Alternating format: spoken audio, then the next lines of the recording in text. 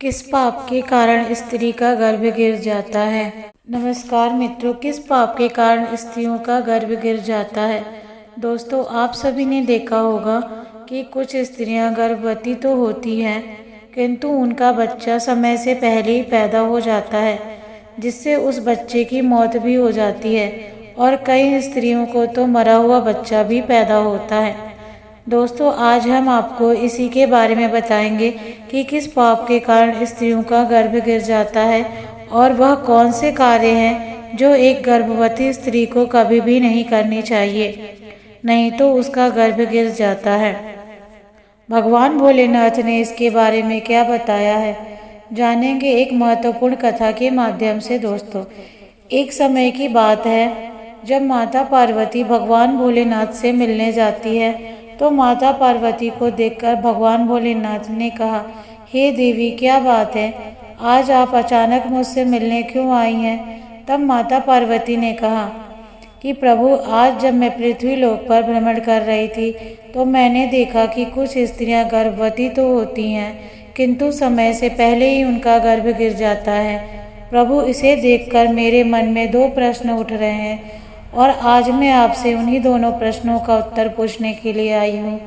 तो भगवान भोलेनाथ ने कहा, हे देवी, तुम्हारे मन में जो भी प्रश्न है मुझे निश्चिंत होकर बताओ, मैं तुम्हारे दोनों प्रश्नों के उत्तर अवश्य ही दूंगा।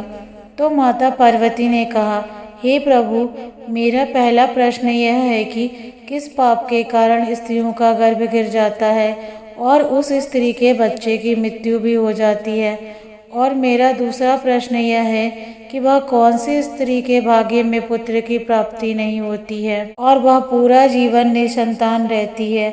और भगवान भोलेनाथ मुस्कुराते हुए बोले, हे देवी, आज आपने इन प्रश्नों का उत्तर पूछकर संपूर्ण मानव जाति का कल्याण कर दिया है, किंतु इन प्रश्नों का उत्तर मैं आपको एक कथा के माध्यम से दूंगा और इस कथा को सभी स्त्रियों तथा सभी पुरुषों को अवश्य ही सुनना चाहिए, क्योंकि इस कथा को सुनकर आपको पता चल जाएगा कि किस श्राप के कारण स्त्रियों का गर्भ गिर जाता है तथा वह कौन सी स्त्री है जिसके भाग्य में पुत्र की प्राप्ति नहीं होती है। पुत्र की प्राप्ति के लिए उसे क्या करना चाहिए। तो माता पार्वती ने भगवान भोलेनाथ से कहा, आप कथा सुनाइए प्रभु, मैं कथा को पूरी मन लगाकर अंत तक सुनूंगी। तो कथा को सुनाते हुए भगवान भोलेनाथ ने कहा, एक समय की बात है जब एक नगर में एक बहुत अधिक धनवान सेठ रहता था।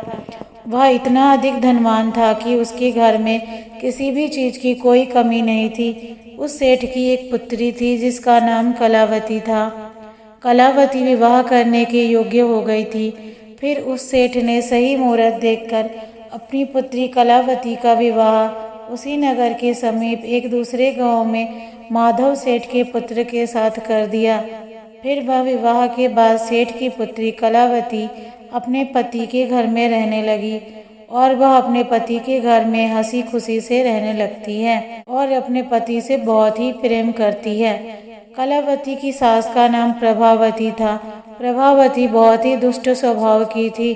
कलावती अपने घर से दहेज में बहुत सारा धन सोना चांदी लाई थी, इसलिए प्रभावती अपनी कलावती से झूठ मूठ का सम्मान करती थी और हमेशा उससे मीठी मीठी बातें भी करती रहती थी और कलावती से अपने मायके से कुछ न कुछ लाने को कहा भी करती थी। कलावती अपनी सास की बात मानकर अपने पिता से कहकर सोना चांदी, घोड़े, गाय, बैल, अनाज आदि चीजें भी मंगवा कर लाया करती थी और उसके पिता भी मना नहीं करते थे, भी सामान दे देते थे, जिसके कारण कलावती की सास उनसे बहुत खुश रहती थी। फिर इस तरह कलावती की सास का लालच दिन प्रतिदिन बढ़ता ही जा रहा था। वह कलावती के मायके का सब कुछ हड़पना चाहती थी, क्योंकि उस सेठ का कोई पुत्र भी नहीं था, इसलिए सारा कुछ कलावती का ही था। फिर इस तरह काफी दिन तक चलता रहा और उसकी सास उसे अपनी बातों में बहला फुसलाकर उसके मायके से सभी सामान मंगवा लिया करती थी। लेकिन भोली भाली कलावती इस बात से भी अनजान थी कि उसकी सास उसके पिता का सारा कुछ हड़पना चाहती है और कलावती का पति रमेश भी अपनी माँ की ही बात मानता था। इसलिए उसके घर में कलावती की सास जो भी कहती थी वही होता था और उसके घर में सारा काम उसकी माँ के कहने से ही होता था।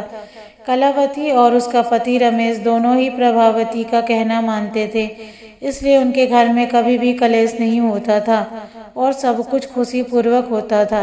इस तरह कुछ साल बीतने के बाद कलावती गर्भवती हो जाती है और अब उसकी सास को इस बात का पता चलता है तो वह बहुत खुश हो जाती है। उसने तुरंत ही कलावती के माता पिता को इस बात की सूचना दी और साथ में बड़ी बड़ी वस्तुओं की मांग की। जब कलावती के पिता ने इस बात को सुना तो वह भी बहुत अधिक प्रसन्न हुए और फिर अगले ही दिन वह मिठाई तथा सोने कंगन और सोने की माला लेकर कलावती के ससुराल पहुंच गए और कलावती अपने पिता को देखकर बहुत खुश हुई। फिर कुछ समय कलावती के ससुराल में रुककर उसके पिता अपने घर लौट आए। फिर काफ़ी दिनों तक कलावती का गर्भ बढ़ता गया। कलावती की सास उसका बहुत अच्छी तरह से ख्याल रखने लगी थी तथा उसे समय समय पर फल फूल खिलाती रहती थी और घर का सारा काम खुद करती थी। कलावती को कोई भी काम नहीं करने देती थी, इसलिए कलावती पूरा दिन घर पर आराम करती थी। फिर इस तरह कुछ दिन और बीत गए और एक दिन अचानक ही कलावती का गर्भ गिर गया, जिससे कलावती की सास बहुत ही क्रोधित हो जाती है और फिर कलावती को ताना मारते हुए कहने लगी, पापिन स्त्री, तूने अपने जीवन में ऐसा कौन सा पाप किया है जिसके कारण जन्म लेने से पहले ही तुम्हारा बच्चा मर गया। पता नहीं क्यों मेरे पुत्र ने तुझ जैसी पापिन स्त्री से विवाह कर लिया था और मेरे बेटे का तो जीवन ही नष्ट हो गया है। अपनी सास की यह बात सुनकर कलावती बहुत ही दुखी होकर कहने लगी, सासू माँ, इसमें मेरा क्या दोष है? मैंने अपने जीवन में कोई भी पाप नहीं किया है, फिर भी पता नहीं क्यों मेरे साथ ऐसा हो रहा है।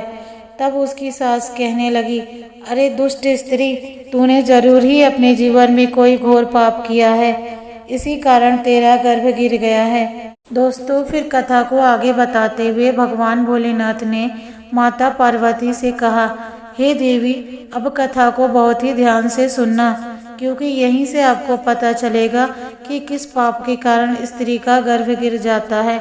और दोस्तों, माता पार्वती ने कहा, ठीक है स्वामी। फिर उसी के बाद से कलावती की सास उसे हमेशा ताने मारने लगी है और घर का सारा काम भी उसी से कराती थी। कोई भी काम नहीं करती थी कलावती की सास, उससे इतना काम करवाती थी कि कलावती को अब सहा नहीं जा रहा था और उसे खाना खाने का भी टाइम नहीं मिलता था। और जब सब लोग भोजन कर लेते थे तो उसके बाद ही वह भोजन करती थी। वो अपनी सास के सामने आने से भी डरने लगी थी।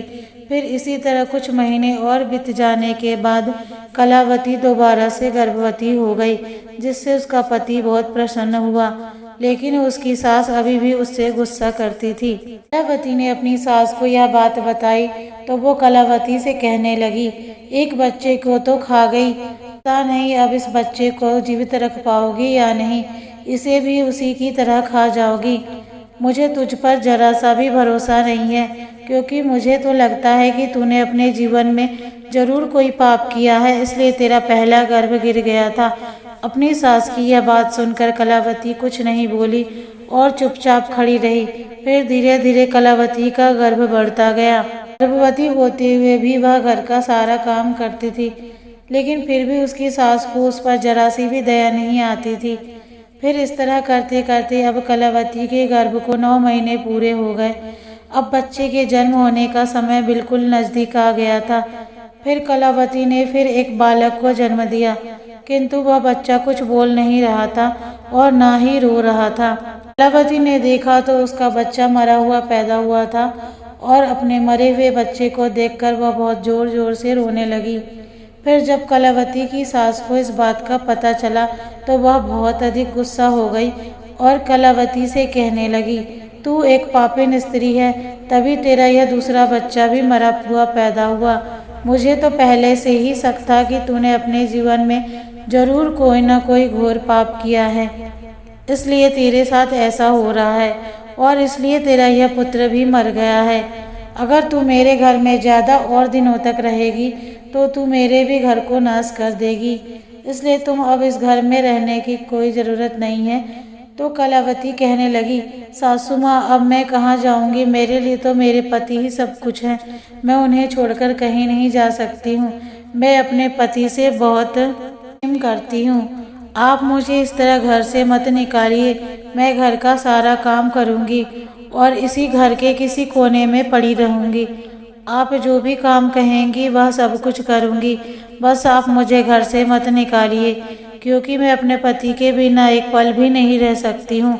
तो उसकी सास बोली, अरे पापिन स्त्री, अगर तू अपने पति के बिना नहीं रह सकती तो कहीं पर जाकर मर जा, लेकिन अब तुझे मैं इस घर में एक क्षण भी नहीं रहने दूंगी। कहकर कलावती की सास कलावती को धक्के मार करके घर से बाहर कर देती है। कलावती के घर के बाहर बैठी रहती है, लेकिन उसकी सास ने घर का दरवाजा नहीं खोला। दोस्तों, फिर वह घर के बाहर बैठकर अपने मन में सोचने लगी, अब मुझे वहाँ से अपने मायके ही जाना पड़ेगा। फिर इतना सोचकर वह अपने मायके चल देती है। तभी रास्ते में एक घना जंगल पड़ता है, तो वह जंगल में रास्ते से अपने मायके की तरफ जा ही रही थी कि तभी बारिश होने लगती है। तो वह एक पेड़ के नीचे बैठ जाती है। तभी वहाँ से एक साधु महाराज जा रहे थे। पेड़ के नीचे बैठा देखकर उसने पूछा, हे पुत्री, तुम कौन हो और इस घने जंगल में अकेली क्या कर रही हो? कलावती ने साधु महाराज से कहा, हे साधु महाराज, मैं एक बहुत धनवान सेठ की पुत्री हूँ और मेरा विवाह एक रूपवान से हुआ है और मुझे अभी तक पुत्र की प्राप्ति नहीं हुई है। मैं एक बार गर्भवती हुई थी तो मेरा गर्भ गिर गया था और जब मैं दोबारा गर्भवती हुई तो मेरा बच्चा पैदा होते ही मर गया था। इसलिए मेरी सास ने मुझे घर से निकाल दिया है, इसलिए मैं अब इस जंगल में इधर उधर भटक रही हूँ। हे मुनिवर, कृपया करके आप ही कुछ उपाय बताइए और जिससे मुझे पुत्र की प्राप्ति हो जाए। साधु महाराज जी ने कहा, तुम चिंता मत करो पुत्री, हम तुम्हें पुत्र प्राप्ति का उपाय जरूर बताएंगे और जिसे यदि तुमने पूरी निष्ठा से किया तो तुम्हें पुत्र की प्राप्ति अवश्य ही होगी। इसके लिए मैं तुम्हें कुछ नियम बताता हूँ, ध्यान से सुनना। किसी भी स्त्री को मासिक धर्म के दौरान पति के साथ संबंध नहीं बनाना चाहिए, किंतु पति का स्पर्श भी नहीं करना चाहिए। इससे संतान गर्भ में ही गिर जाती है। गर्भ धारण की हुई स्त्री को भगवान की पूजा अर्चना करते रहना चाहिए, किंतु उसके मुख पर सदैव ही प्रसन्नता होनी चाहिए। साथ ही गर्भवती स्त्री को कभी भी दुखी और निराश नहीं रहना चाहिए, क्योंकि दुखी रहने पर संतान पर बुरा प्रभाव पड़ता है। और गर्भवती स्त्री को कभी दूसरों के घर का भोजन नहीं करना चाहिए तथा जितना हो सके अपने ही घर में रहना चाहिए। एक गर्भवती स्त्री को कभी भी डरावनी चीज़ें नहीं देखनी चाहिए, क्योंकि इससे संतान पर बुरा प्रभाव भी पड़ता है। और गर्भवती स्त्री को अच्छा भोजन करना चाहिए। संतान उत्तम गुणवान होता है। जो भी स्त्री इन नियमों का पालन करती है और वह उत्तम पुत्र को प्राप्त करती है, और जो स्त्रियां इन नियमों का पालन नहीं करती है उनका गर्भ गिर जाता है। फिर साधु महाराज जी ने कहा, हे पुत्री, अब मैं तुम्हें पुत्र प्राप्ति का उपाय बताता हूँ, इसे ध्यान से सुनना तो तुम्हें पुत्र की प्राप्ति होगी। कलावती ने कहा, जी महाराज। महाराज जी ने कहा, किसी भी स्त्री को पुत्र प्राप्ति के लिए मासिक धर्म के प्रथम 4 दिवस में पति पत्नी को मिलन नहीं करना चाहिए, क्योंकि ऐसा करने से दुराचार पुत्र होता है। और 5वीं रात्रि में मिलन करने से पुत्री की प्राप्ति होती है तथा 6ठी रात्रि में पुत्र रत्न की प्राप्ति होती है।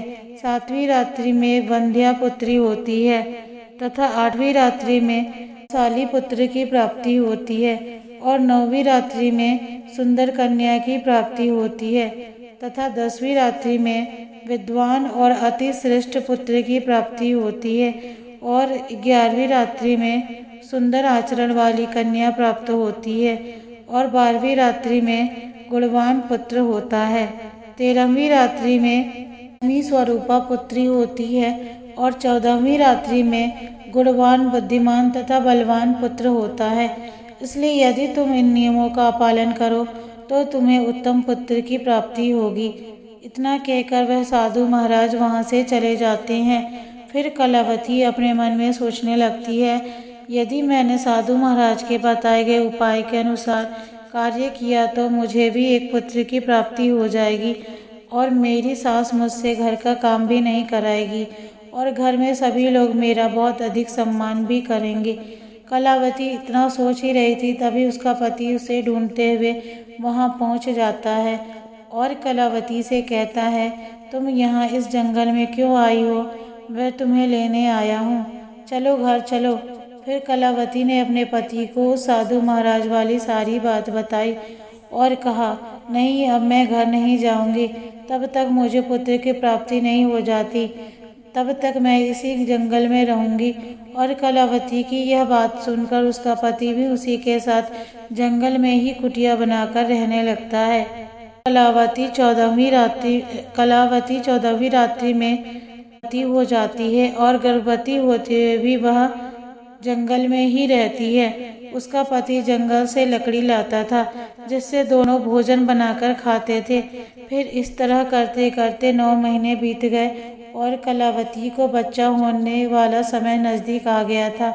फिर एक दिन कलावती को अत्यंत उत्तम रूपवान पुत्र की प्राप्ति हुई और पुत्र की प्राप्ति से कलावती और उसका पति दोनों बहुत अधिक प्रसन्न हुए।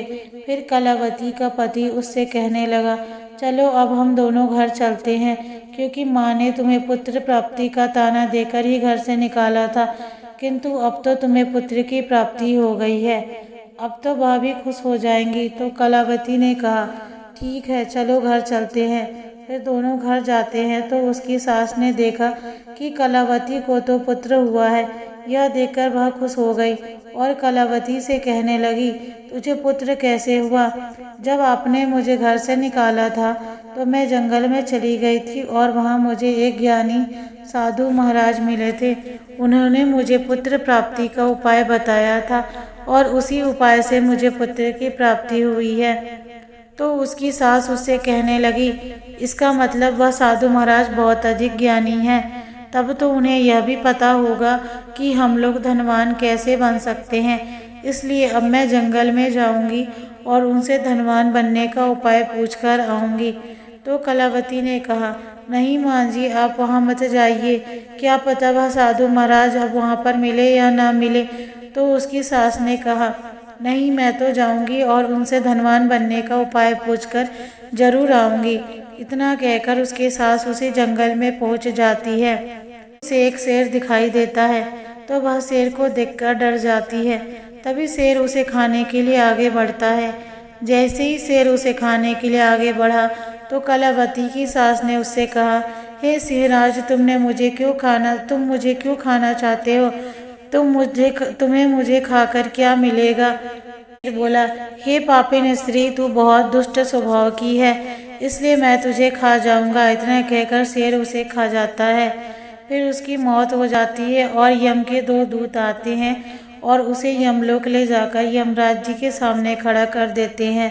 तभी चित्रगुप्त ने उस स्त्री के जीवन का लेखा जोखा देखा और उसके जीवन का लेखा जोखा देखकर कहने लगे, हे धर्मराज इस स्त्री ने तो अपने जीवन में बहुत घोर पाप किए हैं। यह स्त्री अपने बहू रानी पर बहुत अत्याचार करती थी। उसके गर्भवती होते हुए भी वह घर का सारा काम उसी से कराती थी। और तो और जब इसकी बहू के पुत्र की मृत्यु हो गई थी तो इसने उसे धक्के मारकर अपने घर से निकाल दिया था। की यह बातें सुनकर यमराज को उस स्त्री पर बहुत क्रोध आया और उन्होंने दूतों से कहा, इसे नरक लोक में डाल दो। फिर कथा को आगे बढ़ाते हुए भगवान भोलेनाथ ने माता पार्वती से कहा, हे देवी इस प्रकार उसकी सास को उसके किए की सजा मिल गई और कलावती ने गर्भधारण के नियमों का पालन किया जिससे उसे उत्तम संतान की प्राप्ति हुई। इसी तरह कोई भी स्त्री यदि उस साधु द्वारा बताई गई बातों के अनुसार कार्य करेगी तो उसे भी पुत्र की प्राप्ति अवश्य होगी। तो माता पार्वती ने कहा, प्रभु वह कौन सी स्त्रियां हैं जिनके भाग्य में पुत्र की प्राप्ति नहीं होती है और वह अपने जीवन में ऐसा कौन सा पाप करती है जिसके कारण उन्हें पुत्र की प्राप्ति नहीं होती है और पुत्र प्राप्ति के लिए उन स्त्रियों को क्या करना चाहिए। भगवान भोलेनाथ ने कहा, यह वह स्त्रियां हैं जो अपने पति से हमेशा लड़ाई झड़ाई करती रहती है और घर में सारा काम अपनी ही मनमानी से करती है तथा अपने पति का आदर सम्मान नहीं करती, तो ऐसी स्त्रियों के भाग्य में कभी भी पुत्र की प्राप्ति नहीं होती है। और ऐसी स्त्रियों को पुत्र प्राप्ति के लिए अपने पति का आदर सम्मान करना चाहिए तथा उनका यह कहना मानना चाहिए और घर में लड़ाई झगड़ा नहीं करना चाहिए, तो ऐसी स्त्रियों को भी पुत्र की प्राप्ति होगी। तो आपको यह कथा कैसी लगी हमें कमेंट्स करके बताना।